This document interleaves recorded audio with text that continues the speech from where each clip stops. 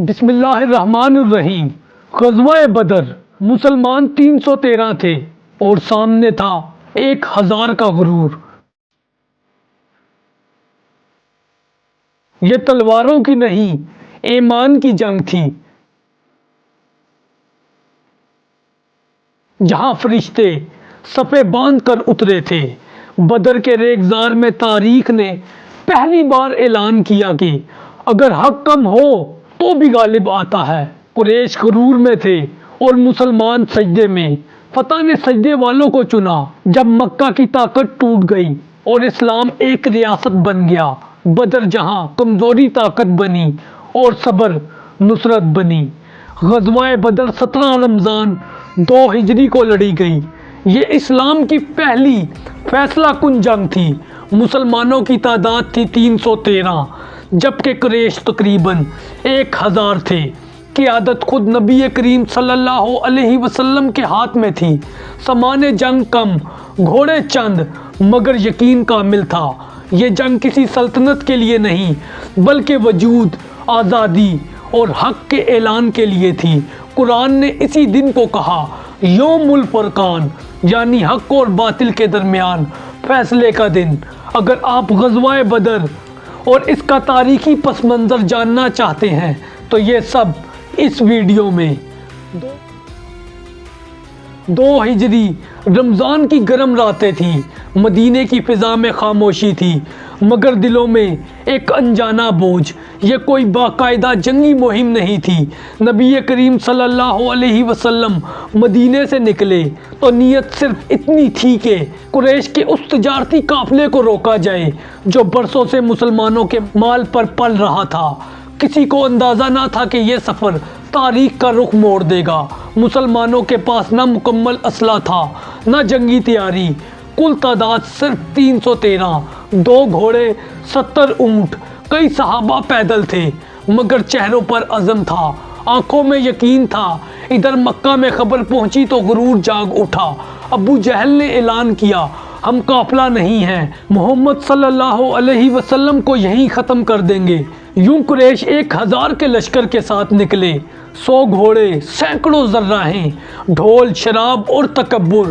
جب رسول اللہ صلی اللہ علیہ وسلم کو خبر ملی کہ قافلہ بچ نکلا ہے اور پورا مکی لشکر آ رہا ہے تو بدر کے قریب رک کر مشورہ ہوا۔ یہ وہ لمحہ تھا جہاں تاریخ رک گئی۔ مہاجرین بولے یا رسول اللہ صلی اللہ علیہ وسلم، ہم آپ کے ساتھ ہیں۔ پھر انصار اٹھے۔ حضرت سعد بن معاذ نے کہا اگر آپ صلی اللہ علیہ وسلم سمندر میں بھی کودنے کا حکم دیں تو ہم کود جائیں گے۔ یہ صرف الفاظ نہیں تھے، یہ بیعت جان تھی۔ نبی کریم صلی اللہ علیہ وسلم نے بدر کے میدان کا انتخاب فرمایا، پانی کے کنویں پر قبضہ کیا گیا۔ یہ پہلی عسکری حکمت عملی تھی۔ جب رات آئی تو 313 سجدوں میں تھے اور نبی کریم صلی اللہ علیہ وسلم تنہا خیمے میں ہاتھ اٹھائے دعا کر رہے تھے، اے اللہ اگر یہ جماعت ہلاک ہو گئی تو زمین پر تیرا نام لینے والا کوئی نہ رہے گا۔ یہ دعا نہیں، تاریخی فیصلہ تھا۔ اگلی صبح سورج نکلا تو بدر کا ریگزار گواہ بنا کہ اب جنگ انسان نہیں، ایمان جیتے گا۔ بدر کی وہ صبح غیر معمولی تھی۔ سورج ابھی پوری طرح بلند نہیں ہوا تھا، مگر میدان میں خاموشی چیخ بن چکی تھی۔ دونوں لشکر آمنے سامنے تھے، مگر کسی نے پہلا وار نہیں کیا۔ یہ وہ لمحہ تھا جہاں ہر دل تیز دھڑک رہا تھا اور ہر آنکھ فیصلہ ڈھونڈ رہی تھی۔ قریش کی صفوں سے اچانک حرکت ہوئی۔ ان کے 3 سوار آگے بڑھے۔ یہ قریش کے نامور سردار تھے، عتبہ بن ربیعہ، شیبہ بن ربیعہ، ولید بن عتبہ۔ وہ غرور سے میدان میں اترے اور بلند آواز میں للکارا، محمد اپنے ہم پلہ مردوں کو بھیجو۔ یہ قریش کی پرانی روایت تھی، جنگ سے پہلے مبارزت۔ نبی کریم صلی اللہ علیہ وسلم نے ابتدا میں انصار کے 3 جوانوں کو آگے بڑھتے دیکھا، مگر فوراً ان کو روک دیا۔ فرمایا یہ تمہارے نہیں، ہمارے ہیں۔ یہ فیصلہ صرف قبائلی روایت نہیں تھا بلکہ تاریخی حکمت تھی۔ پھر نبی صلی اللہ علیہ وسلم نے نگاہ دوڑائی اور 3 نام لیے جو ہمیشہ کے لیے امر ہو گئے، حضرت حمزہ بن عبد المطلب، حضرت علی بن ابی طالب، حضرت عبیدہ بن حارث، یہ تینوں آہستہ آہستہ آگے بڑھے۔ نہ نعرے نہ شور، صرف قدموں کی آواز اور ایمان کا وزن۔ مقابلہ شروع ہوا۔ حضرت حمزہ رضی اللہ تعالیٰ عنہ سیدھا عتبہ پر جھپٹے اور ایک بھرپور وار میں قریش کا سردار زمین پر گر گیا۔ حضرت علی رضی اللہ تعالیٰ عنہ نے ولید کا سامنا کیا۔ وہ نوجوان تھے مگر ہاتھ میں ان کے بجلی تھی۔ چند لمحے لگے اور ولید ختم ہو گیا اور زمین پر گر گیا۔ تیسری طرف مقابلہ سخت تھا۔ حضرت عبیدہ رضی اللہ تعالیٰ عنہ اور شیبہ دونوں زخمی ہو چکے تھے۔ یہ دیکھ کر حضرت حمزہ اور حضرت علی آگے لپکے اور شیبہ کا خاتمہ بھی کر دیا۔ یہ صرف 3 لاشیں نہیں تھیں، یہ قریش کے غرور کا جنازہ تھا۔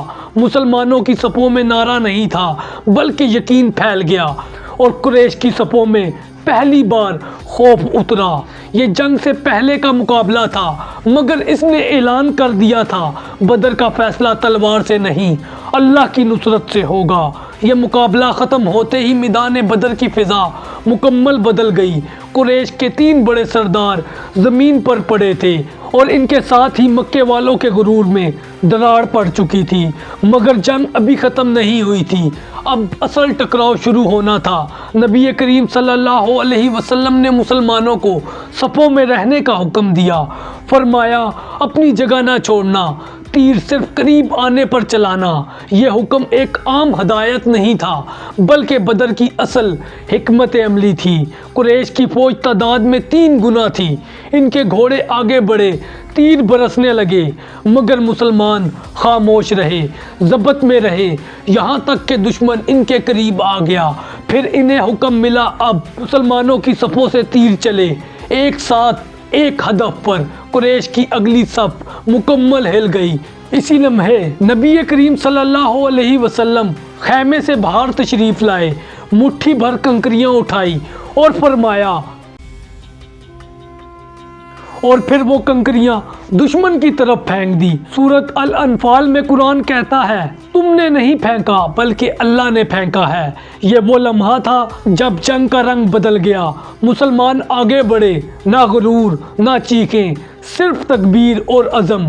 قریش کی صفیں ٹوٹنے لگی، کئی سردار پیچھے ہٹنے لگے اور اسی دوران وہ کیفیت پیدا ہوئی جسے الفاظ میں بیان نہیں کر سکتے۔ مسلمان کہتے تھے ہم سفید لباس میں سوار دیکھ رہے تھے، ہم نے کسی کو نہیں مارا، وہ خود گر گیا۔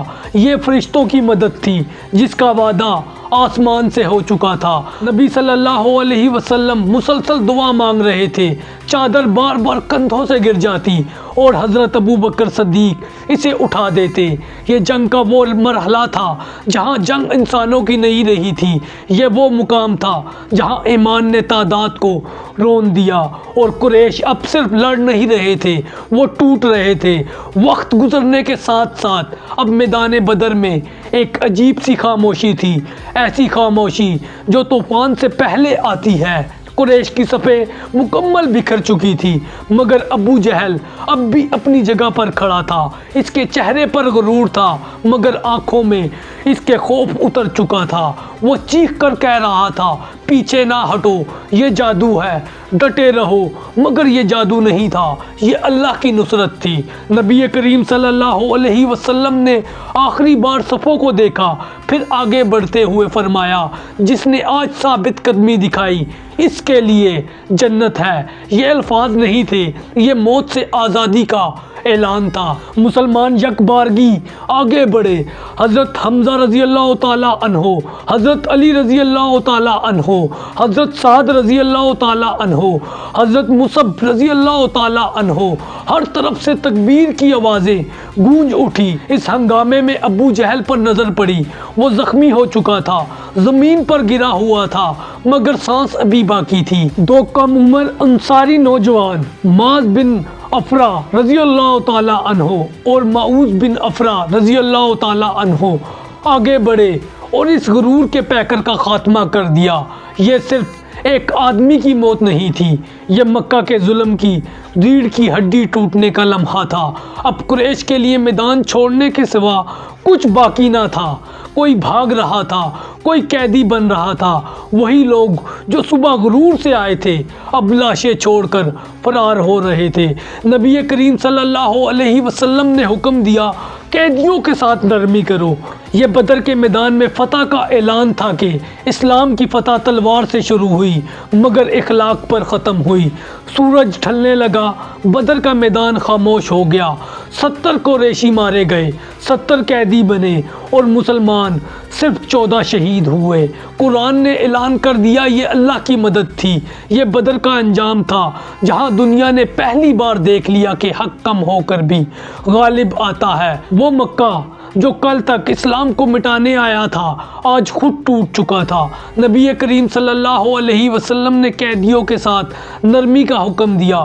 کسی کو فدیے پر، کسی کو تعلیم کے بدلے آزاد کیا گیا۔ یہ فیصلہ دنیا کے لیے نیا تھا۔ فتح کے بعد انتقام نہیں، اصلاح۔ مدینے میں مسلمانوں کا وقار اس فتح سے بلند ہوا۔ قبائل نے جان لیا کہ یہ کوئی عارضی تحریک نہیں بلکہ اللہ کی مدد یافتہ قوت ہے۔ دوسری طرف مکہ میں صف ماتم بچھ گئی، خوف غرور میں بدل گیا۔ بدر نے ثابت کر دیا کہ طاقت تعداد میں نہیں، ایمان میں ہوتی ہے۔ یہی بدر کا اصل انجام تھا۔ تو دوستو، یہ تھی غزوہ بدر کی تاریخ اور اس کا پس منظر۔ اگر آپ کو یہ ویڈیو پسند آئی تو اپنی فیڈ بیک دیں اور اس ویڈیو کو اپنے دوستوں کے ساتھ شیئر کریں اور اس کے ساتھ ساتھ ہمارے چینل کو سبسکرائب بھی کریں۔ جزاکم اللہ خیرہ۔ السلام علیکم۔